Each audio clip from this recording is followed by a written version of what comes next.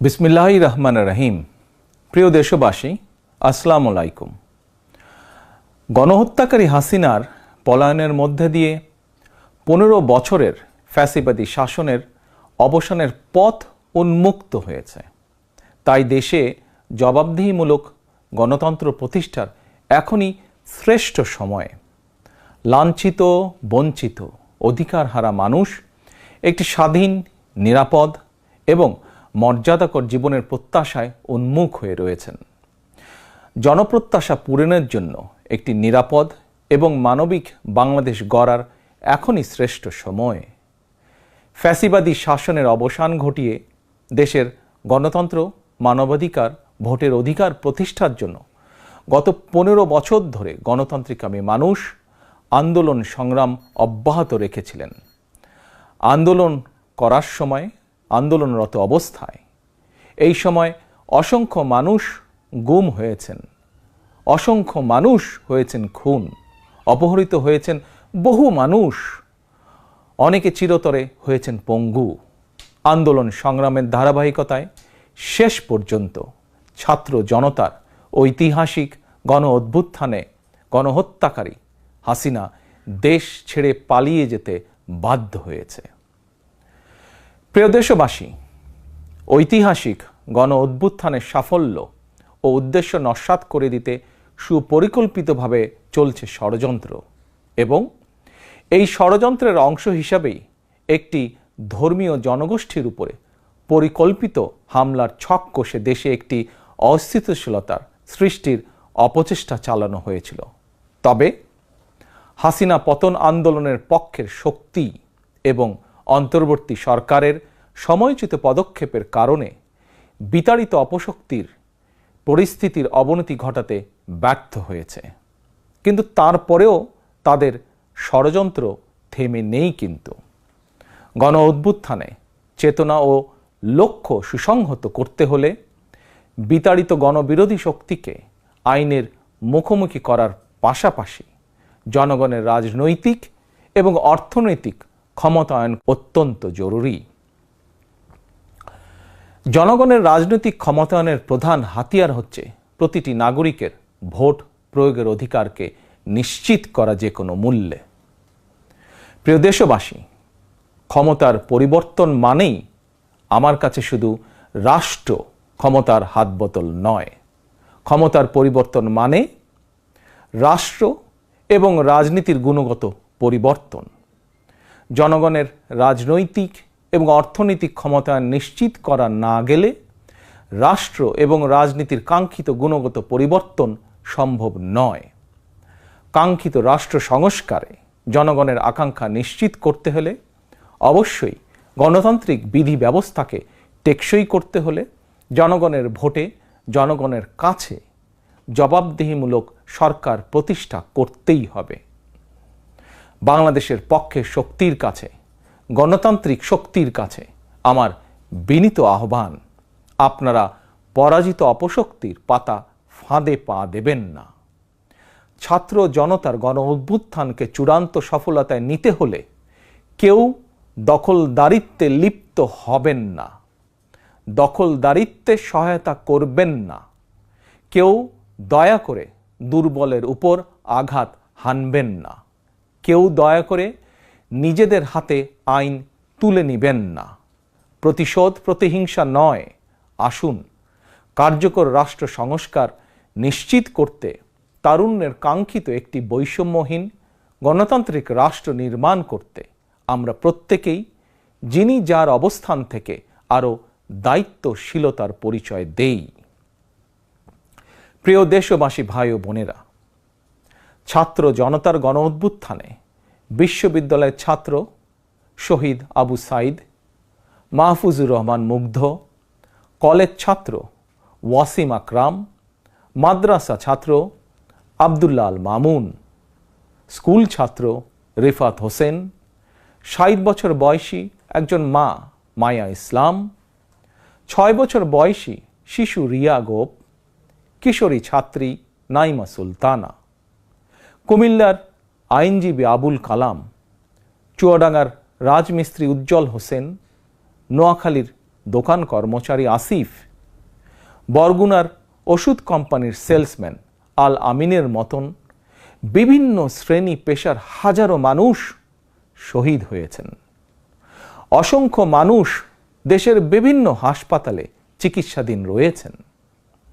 পাবনার গাড়ি চালক আরাফাত হোসেন, মিরপুরে গুলিবিদ্ধ 22 বছর বয়সী মুস্তাকিম, দোকান কর্মচারী আতিকুল, অষ্টম শ্রেণীর শিক্ষার্থী তামিমের মতন অনেকের, বহু মানুষের হাত কিংবা পা কেটে ফেলতে হয়েছে। শত শত মানুষ দৃষ্টিশক্তি হারিয়ে ফেলেছেন, অন্ধ হয়ে গিয়েছেন চিরতরে, পঙ্গু হয়েছেন শত শত মানুষ চিরতরে। অসংখ্য প্রাণের বিনিময় 5ই আগস্ট অর্জিত স্বাধীনতায় গণতান্ত্রিকামী মানুষ আরও একবার স্বাধীনতার স্বাদ উপভোগ করলেও হাসিনা পতন আন্দোলনে যেসব পরিবার তাদের সন্তান স্বজনকে হারিয়েছেন কিংবা আহতদের চিকিৎসা করাতে গিয়ে যেসব পরিবারে অসহনীয় দুর্দশা নেমে এসেছে, সেসব বীর সন্তানদের ঘরে মুক্তির স্বাদের সেই ছোঁয়া এখনো লাগেনি। প্রিয় দেশবাসী, গণ অভ্যুত্থানে যারা হতাহত হয়েছেন তাদের তালিকা তৈরি করে প্রয়োজনীয় সহায়তার লক্ষ্যে অন্তর্বর্তীকালীন সরকার ইতিমধ্যেই নানা উদ্যোগ গ্রহণ করেছেন। এটি অবশ্যই একটি ইতিবাচক পদক্ষেপ। তবে গণ অভ্যুত্থানে যারা হতাহত হয়েছেন তাদের পরিবারের সদস্যদেরকে রাষ্ট্রীয় আয়োজনে সম্বর্ধনা দেওয়া হলে, রাষ্ট্রীয়ভাবে সম্মান জানালে কিছু সময়ের জন্য হলেও হতাহতদের পরিবারগুলো হয়তো একটু মানসিক সান্ত্বনা পাবেন। এ ধরনের উদ্যোগ গণ অভ্যুত্থানে চেতনাকে আরও শানিত করবে বলে আমার বিশ্বাস।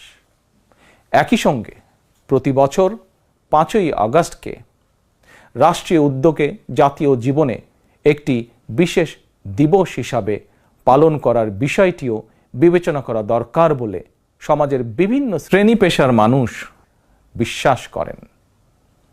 আমি এ প্রসঙ্গে আরও একটি বিষয় সরকারের দৃষ্টি আকর্ষণ করতে চাই। 2018 সালেও সারা দেশে কোটা সংস্কার আন্দোলন হয়েছিল। সেই সময়েও আন্দোলনকারীরা রাষ্ট্রীয় প্রতারণার শিকার হয়েছিলেন। গণহত্যাকারী হাসিনা আন্দোলনকারীদেরকে সেই সময়েও নির্মমভাবে দমন করতে চেয়েছিল, দমন করেছিল।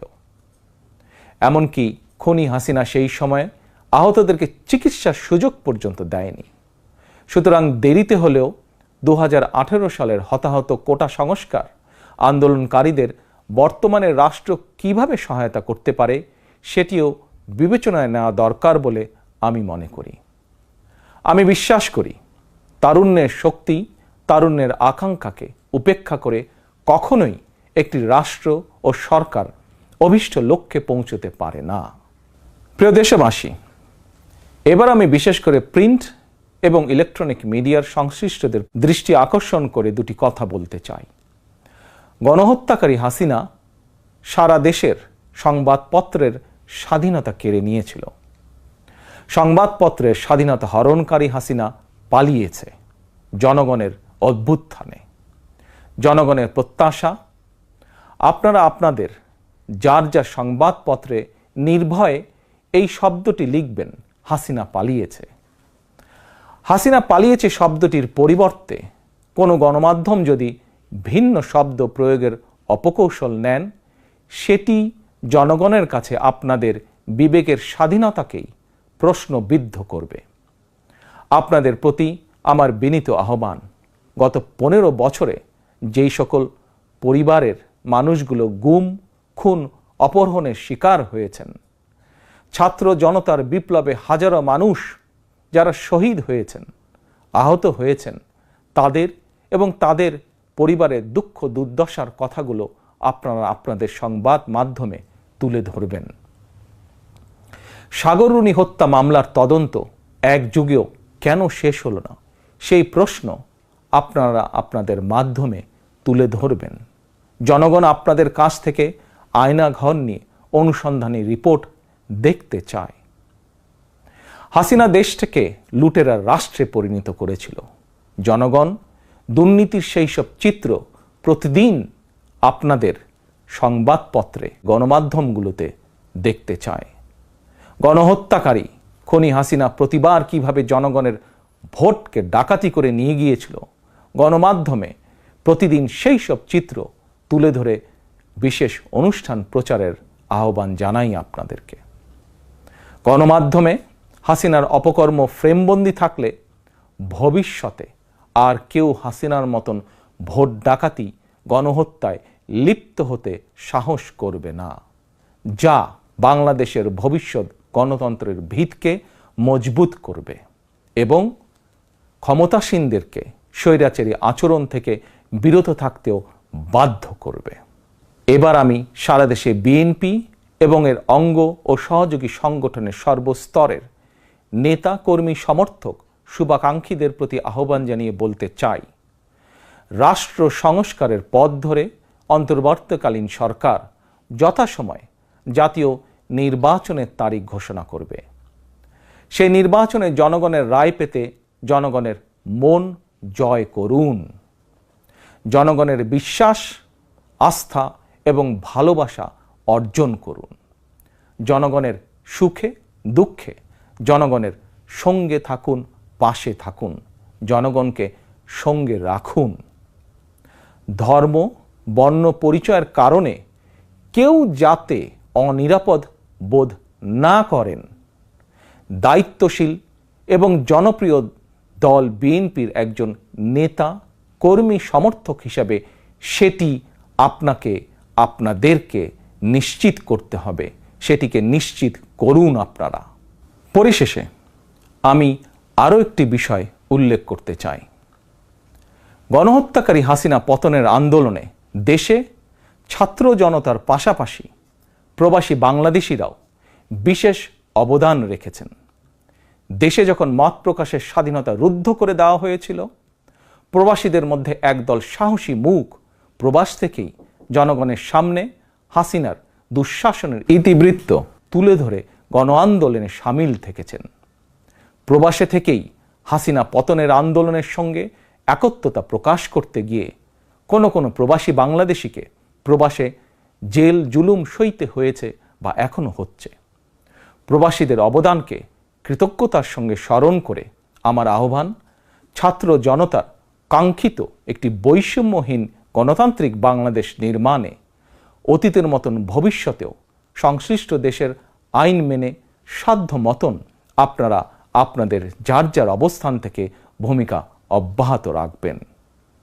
দেশে প্রবাসে সকলকে ধন্যবাদ জানিয়ে আমার বক্তব্য শেষ করছি। আল্লাহ হাফেজ। বাংলা